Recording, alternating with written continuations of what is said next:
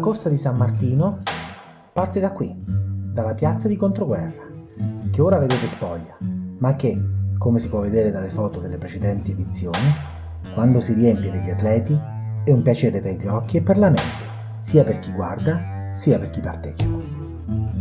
La corsa inizia quindi dalla piazza e subito si allunga sulla discesa che esce dal paese verso ovest.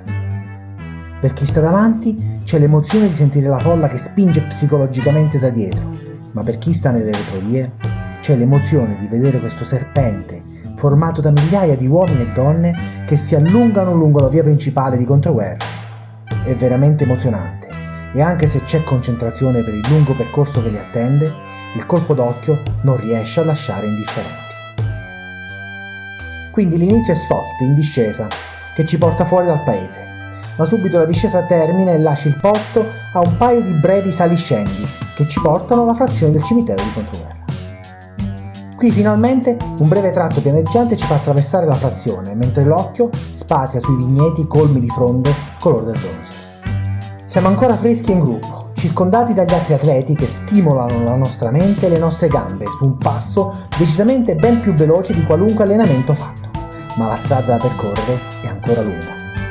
Abbandonata la frazione cimitero, un breve tratto in discesa con pendenza media ci porta all'incrocio di Nereto Ancarano. Ora andremo verso Ancarano, ma più tardi ritorneremo da quel di Nereto. E sull'incrocio la discesa si trasforma in salita, recuperando quote e riportandoci alla quota che avevamo prima di affrontare la discesa. E questo ci porta all'incrocio di Nepa, dove svoltiamo a sinistra verso Torano. Questo tratto inizia pianeggiante, ma prende una leggera pendenza in salita e, per la lunghezza del tratto, le gambe iniziano a sentire un po' lo sforzo nell'affrontare il segmento. Al confine fra Controguerra e Torano inizia una lunga discesa che praticamente ci porterà fino alle porte di Torano. Qui il ritmo aumenta. Freschi possiamo veramente dare tanto in questo tratto di quasi 3 km su cui le gambe sembrano volare. Ma ricordiamo invece di rilassare i muscoli e la mente, perché tutto quello che stiamo perdendo ora, in termini di quota, lo dovremo prima o poi recuperare. Ancora abbastanza freschi, arriviamo al primo ristoro, all'ingresso di Torano, in una zona in cui vi è un doppio senso di marcia degli atleti. È un momento per salutare eventuali amici che più veloci di noi hanno già doppiato Torano e si stanno dirigendo verso Nereto. Questo tratto è lievemente in salita e ci porta all'ingresso del centro storico, con uno strappetto in salita che ci fa poi circumnavigare il centro storico con un tratto in pianura, fino alla chiesa di Torano. Qui svoltiamo a sinistra e un ulteriore strappetto breve ma abbastanza importante come pendenza ci ruberà sicuramente una smorfia di sofferenza. Dopodiché attraversiamo il punto di verifica del nostro passaggio a Torano che, se non effettuato, preclude il posizionamento nella classifica ufficiale. E rifacciamo al contrario l'uscita dal centro storico e il tratto a doppio senso, incrociando stavolta chi sta salendo al paese. Qui c'è un'ulteriore eventualità di ristoro, proprio di fronte al precedente, e poi, sempre in discesa, usciamo da Torano dirigendoci verso Nereto. Qui la discesa è sufficientemente lunga da permettere a chi è già stanco di recuperare e a chi invece è ancora fresco di aumentare l'andatura. Ma alla fine di questa inizia la prima vera salita impegnativa. 2 tornanti che ridimensionano la nostra idea di essere ancora freschi e carichi. La salita si addolcisce sul rettilineo fino all'incrocio della contrada Petrella, ma resta comunque faticosa a causa della lunghezza del segmento. Qui troviamo un ulteriore punto di ristoro. Superato questo, ci aspetta un'ulteriore lunga discesa, perché però in alcuni punti ci costringe a rallentare l'andatura per non andare fuori giù. E arriviamo, purtroppo, a quella che è la Fornaci di Nereto, che è purtroppo anche il punto più basso di tutto l'anello. Siamo arrivati al chilometro 9+600 e ci tocca adesso risalire a Controguerra. E non lo sappiamo ancora, ma sarà un risalire fatto di sali e scendi. Vi assicuro, perché non solo lo sento io, ma molti mi hanno riportato questa impressione. Arrivate alla curva della Fornace freschi, belli, vi sentite di poter conquistare il mondo, di aver fatto già 2/3 del percorso e vi sentite ancora bene. Beh, vi assicuro che alla curva tutte queste certezze vi crolleranno addosso. Come iniziate la curva? Inizia la salita che porta all'incrocio di Torano e lì le vostre gambe vi portano il conto di quanto li avete sfruttate fino a questo momento. E sarà così sempre peggio fino all'arrivo. La pendenza non sembra importante, ma le nostre gambe ci tornano un'impressione ben differente. Ma comunque arriviamo all'incrocio di Nereto. Qui giriamo verso sinistra e dopo un breve dosso inizia un primo lungo rettilineo con, in fondo, la prima delle due salite di San Giuseppe.